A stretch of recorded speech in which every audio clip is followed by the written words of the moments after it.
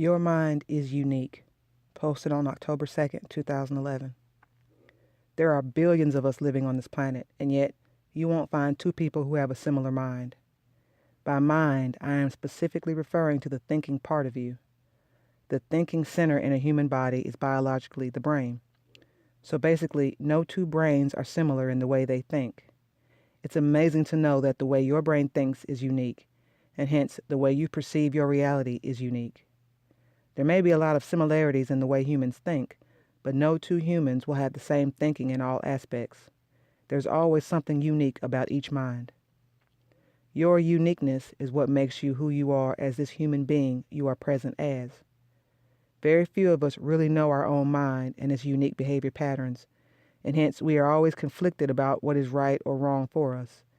Indecisions, guilt, inferiority complex, or low self-esteem are all issues stemming from the core issue that you are not accepting or appreciating yourself as who you are and are trying to compare yourself with the way others are living. Take the time to be with yourself. Everything you really need to know is already within you because all you really need to know is your mind. There's a lot of knowledge and information that you can imbibe from the outside, and it's enjoyable to do so, but the core knowing that is needed is the knowledge of who you are as this human mind. Without this knowing, you'll be just like a boat adrift in the ocean with no oars, with no real sense of direction. When you know who you really are as a person, when you know your mind, you automatically have a clear sense of direction. You always know what you should be doing at any given moment. There is an immense clarity that is present. The problem is that know yourself seems so cliched as an advice that very few people take it seriously enough. Most of us just know our minds on the surface without really digging deep into its layers. A surface layer understanding of who you are is hardly of any use because it doesn't help resolve the conflicts that you're dealing with in respect to your life's movement. So how do you get to know your mind? By being with it, by taking the time to really be with the mind. Most of us are just trying to run away from our mind. A lot of spiritual seekers are trying to get no mind.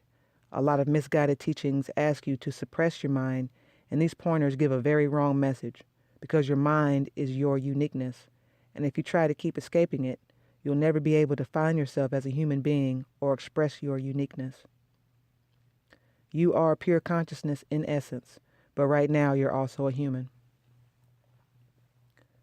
A lot of people who try to escape their mind try to find refuge in the truth that who you are is ultimately the one consciousness or the source of everything. They want to merge with their source nature and want to dissociate with their human nature. They associate humanness with suffering and hence try their best to detach from their human mind, trying out all forms of meditation to zone out into some transcendental realm. They try to detach from their human desires, from their preferences, drives, inclinations, and try to dissolve into some mystical realm. Such a person is no different than a cocaine or heroin junkie who's trying to escape his mind by numbing it with drugs. There's nothing wrong with wanting to experience some mystical experiences, but make sure you understand that it's just an experience. It's not a superior way of living. When you really understand your human mind, its behavior patterns, its inclinations and preferences, its outlook, its eccentricities, you will know how unique it is in its makeup. You are the human mind right now, and you are a unique mind. Your mind's desires and preferences create a unique life stream for you, and it attracts a unique set of circumstances for you to experience. Everything that is born is created from a unique intention, and when you're true to yourself, you fulfill the intention that led to your birth. In other words, you fulfill your destiny. This destiny is not a narrow script of life that you're forced to live out, but rather potential realities that you have the capacity to manifest from the uniqueness of your mind's thinking. Who you are is fine just the way you are. The only problem is with the negative thoughts created out of fear and lack-based thinking.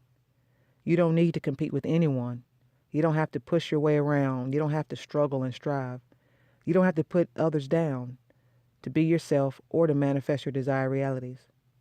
When you love yourself unconditionally and accept and appreciate yourself as you are in every aspect, and you accept others as they are, It opens the door to allowing the flowering of your expression automatically. Hatred and fear are the two blocks that keep you from being true to your expression. Stop undermining your mind. Stop judging yourself. Stop comparing. Stop trying to fit in and be true to yourself as you are. Only when you're true to yourself will you be able to attract a reality that is true to you or congruent with you. This is the end of living a conflicted life.